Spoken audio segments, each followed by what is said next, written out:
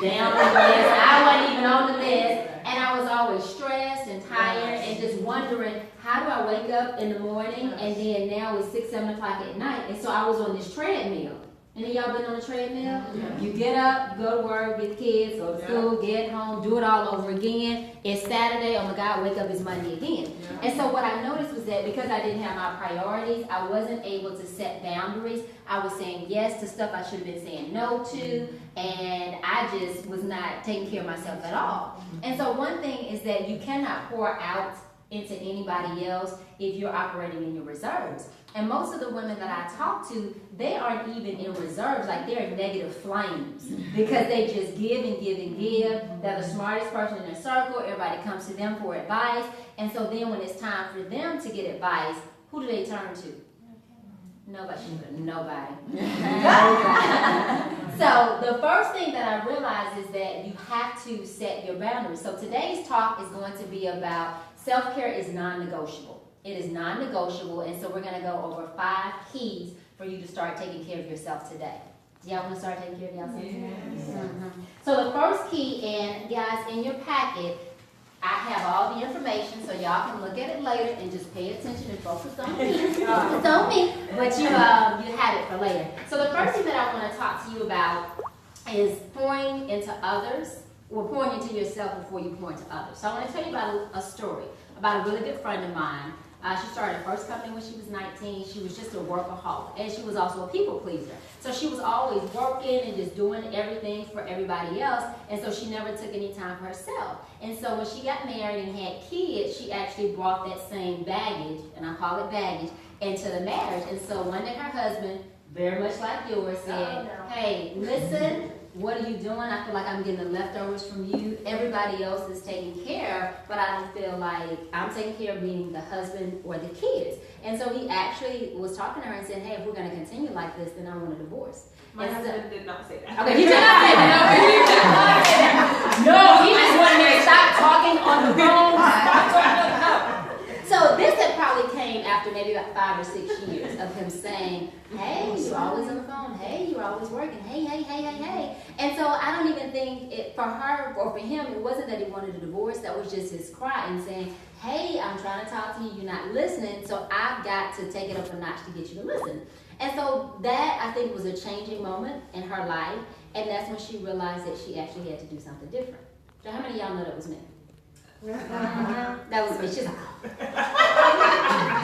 so then I had to realize that the way that I was operating, it wasn't that my husband didn't support me in business and being aggressive and all these other kinds of things. He just didn't support the way in which I was doing it because he felt like everybody else was getting the attention, and when it came to him and the kids, that they weren't, right?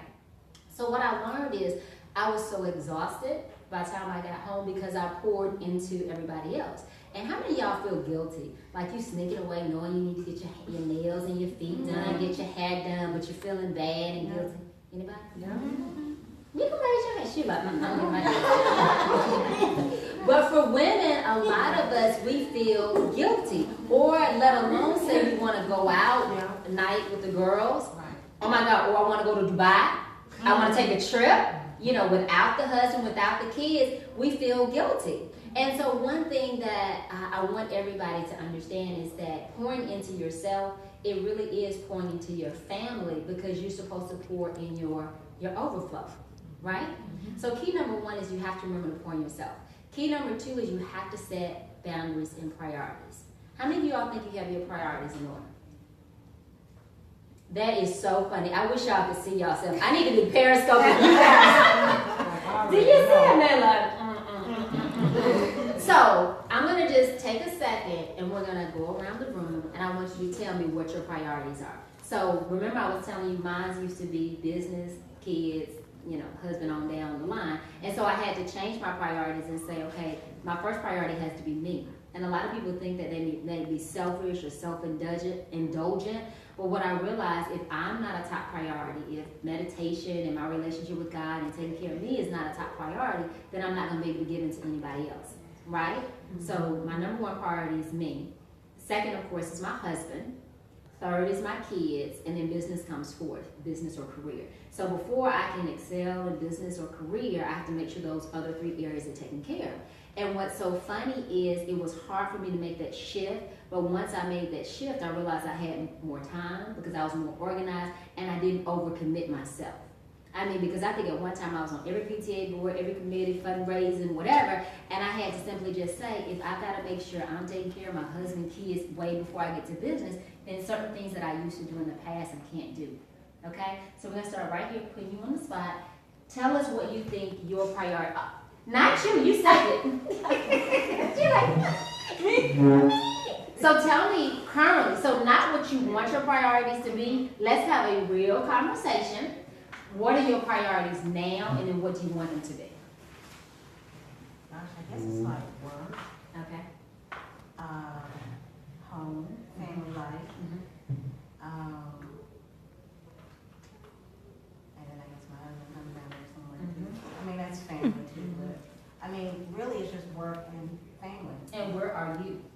Not You're on the next page. Yeah, I'm way, yeah. And how is that working for you? Not good, Okay. not good. Okay. What about you? Me? Mm-hmm. Right now, it shifts for me. It Okay. shifts. So right now, this moment, presently, it is business, almost 2-year-old, mixed in with husband. Okay. And where are you? Probably somewhere with the, like I slide down Yeah. the scale. Like Yeah. sometimes I do take time for myself, but that guilt is always there. Is it consistent? Are you consistently every week or every day taking care of yourself? Okay. Well, I exercise. I mean, like, you know, fancy stuff, like getting my nails, like, I didn't have time to get my nails done, you know, I was watching my daughter yesterday, you know. Just let that go. Okay. Okay. What about you? Mine is work, trying to set up my own business, Okay. then my kids, then my husband. And where are you? Oh, like you said, it's 1 week I'm like, I don't care what's going on, I'm gonna get everything done for myself. And then the next week I'm like feeling guilty, even going to get my hair done. Yeah. Okay, let's take 2 more. You reached for your glass, that's why I got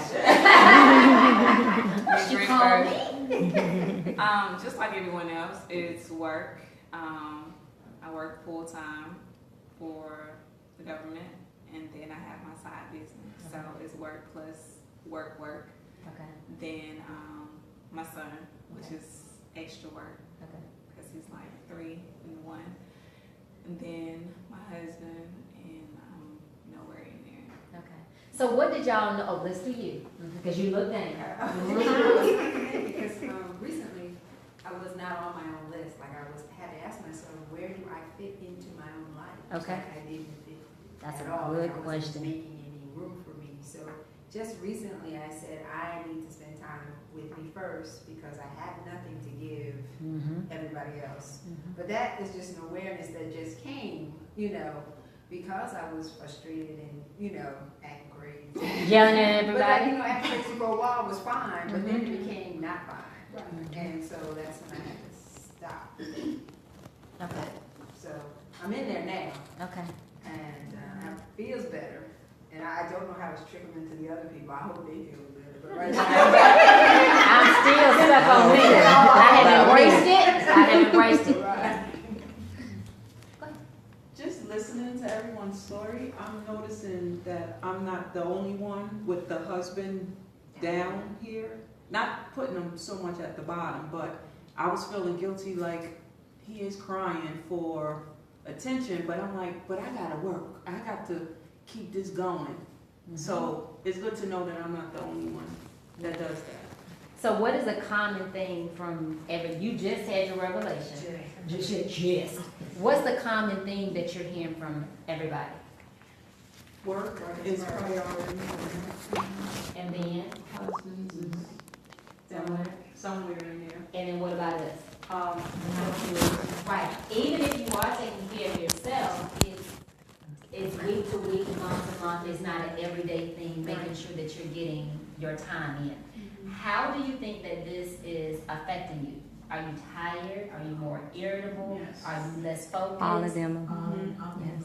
Look at you. I'm irritable, Yes. tired, All of them. sleepy. Okay? So irritable, tired, sleepy. What else? I really didn't feel like I was accomplishing anything. That's, yeah. You feel Yeah. like you were accomplishing. I know for me, I feel like, and I'm a business owner, and that's what I do. So if I don't work, You we don't don't eat. eat. That good food that you get. Exactly. You won't be able to buy But every it's, but it's a level, it's a different level of stress because I also have a staff. And so if we don't get the business, now it's there, I feel like the weight of the world It because is. it's like, it's not just my family, it's like their family too, because I don't want to lay going on and like, you know, so you always have to keep those plates, you know, juggling. And I feel like I get to a level where I'm just surviving. I'm not living. You're not thriving. I'm not Right. thriving. I'm not down here, but I'm just Existing. And I'm like, and at that point it feels like, maybe I should go work for somebody else. I have me a guaranteed check every 2 weeks. You know, it's just, she's like, Don't do it. Don't do it. Yeah. but you know, you Yes. get to a level like this is supposed to be the American dream. You want to have your own business and be self-employed, blah, blah. But I don't feel like I'm living. I'm But surviving. I think one thing too is starting your own business. People lie to you. They do not tell you the Didn't truth. I just tell you it's more than an ocean? Right. People want to start a business, but they have no idea I what think- it takes. I think you get caught up when you see everybody saying, "Oh my gosh, you can have a 6-figure business in 30 days." Where do you do that? Right. Where does that happen? It Right. does not happen. And so same thing with marriage. You know, you think that, oh my gosh, we're gonna be a honeymoon, we're in love, he's gonna send me flowers every day. And then you get married and you're like, who is this man? I don't know you. What happened? Anybody? Yeah. Y'all have to raise your hands and tell my business. Okay. So I think what happens is, even the conversation that we're having here, we're supposed to be she-ros. We're supposed to be superwoman. We're supposed to make it happen. Don't complain. Just do it. Be, you know, business women at work, and then come home, take care of the family, cook for 2 hours, and, you know, do everything else. And then a lot of times we're not having these conversations with our girlfriends because we're just trying to keep face, trying to keep it together of, look at here, these kids are getting on my nerves. Right. I am tired of them. I want to go down and sit somewhere because we don't want to be looked at like a bad mom or anything else. Or if we're complaining about our job or business, we don't want to seem like we're ungrateful, right? But what happens? We suppress this. We suppress it, and then one day we blow up, right? So we're existing for a while, and then at some point that existing is going to erupt. Your husband will be like, can you pass me the salt? I don't want to pass you no salt. And he's like, what in the world happened? Like, what is wrong? But you've not been taking care of yourself. You've been taking care of everybody else, right? So I want to ask each one of you, what is it that you need most right now in your life to start taking care of yourself? So I'm gonna start with you. Tell me your name. Alana, what made you get to the point in your life where you were like, you know what, I have to have this self-reflection. Something has to change. So, I'm trying to start a business. And we don't say trying. I'm You're starting a business. There you go. It is a coaching There you business. go. And it is supposed to be helping women get to a place where they can take care of themselves. And that's why all this stuff is, you know, resonating. But then I was like, well, how can I work with someone if I realize that I'm not even doing that? Mm-hmm. So it's really helped me to say, okay, I need my time with the Lord, so I get up in the morning and take that time. And then I mapped out a way to exercise 3 times a week. But I still recognize that my husband was way down here. We don't have any kids, so it's just us. But he was still, you know, low on my totem pole. But then I was like, that's not good because I need to make sure my marriage and home is well too. So I just tried to get things in order, but I kept me at the top.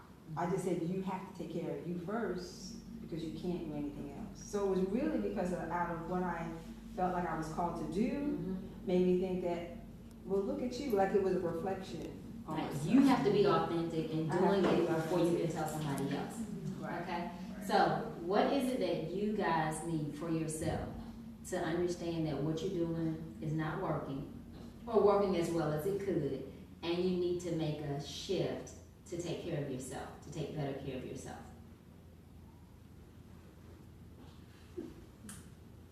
I saw you over there, look like you were thinking. I'll just start with you can't buy more time than what's already put here.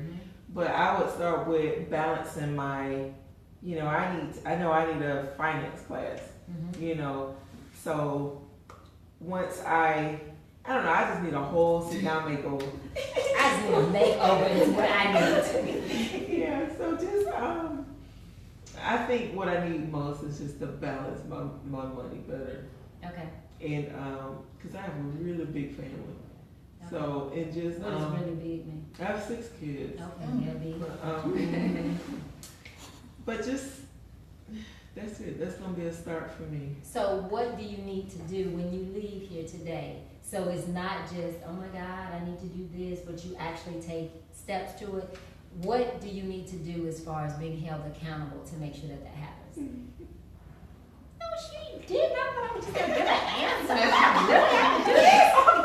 Because I can go any way with it, but what I need to do here, in order not to have to pay back free money that I get to go to school with, I need to really finish this class. I'm gonna have to pay for an extension again, and normally I pay for extensions twice before I complete the class. So that's what stood out the most when you asked me, what do I need to do when I leave here? So why do you think you pay for extensions twice? Why is that a pattern for you? I'm a procrastinator. She only wants that word. And it's a class where you don't, you're not on a time schedule, so you can do it, and I usually do it within the last 2 weeks. Okay. And sometimes it don't work that well. Okay. And I do it the same way all the time. Okay, so what are you going to do something different? Because I'm always going. Okay. Like, you go to work, you come home, then you got the little time you get home with the kids. Mhm. You got to run with them until they go to sleep. And then by that time, you're tired. So I look at my book, and I choose what I want to do. I want to lay down and play my relax. There you go. Because my game relaxes me, so I want to come down from the day, and I end up just falling asleep playing my game. I said, okay, I'll do my work, my class work while I'm at work. So, but it never, something always come up. So I don't have So we're sisterhood here, and we're all about helping. So based on what you guys are hearing, what are some recommendations that you have? I have one. Okay. Well, when you first started speaking, one thing you said really stuck out to me, that you can't buy more time. And I think you can. I think it's a matter of making other people respect your time. I'm a curriculum director full-time, and then I have my side business with wine. And I realize that when I want to take time for myself, it's always interrupted. But if I have a meeting and I tell everyone, look, I have a meeting, no one says a word to me. It's like, oh, she's got a meeting, it must be important. So 3 years ago, I decided I'm going to start setting a meeting with myself. And I put it in my calendar and I let everybody know. And it started with 30 minutes once a week. Like Tuesdays at 2 o'clock, I have a meeting. And everyone knew Kristen's in a meeting Tuesdays at 2 o'clock. And sometimes it was just 30 minutes for me to lay under my desk and take a nap. Sometimes it's 30 minutes of me to meditate or professional development. And as the years went on, that time got longer. So it might have been an hour once a week, or it might have been 15 minutes every day, which is what it is now. Like 15 minutes every day, I've got me time at work, just to work on me. And I think sometimes it's as simple as that, just making other people aware that I need time for me. You have my time for you. If I have a meeting with you, it's dedicated to you. Everybody knows that this hour is dedicated to you. So I'm going to put that in my calendar to have time dedicated just for me. And I need people to respect that. And it seems to be working. I love it. I love it. Because one thing that I was going to say too is I think balancing is a myth. Because I look at it like if you're juggling, if you have a juggler and you're trying to balance all these balls in the air, at some point your hand's going to get tired, the ball's going to start falling, and people are going to start falling, right?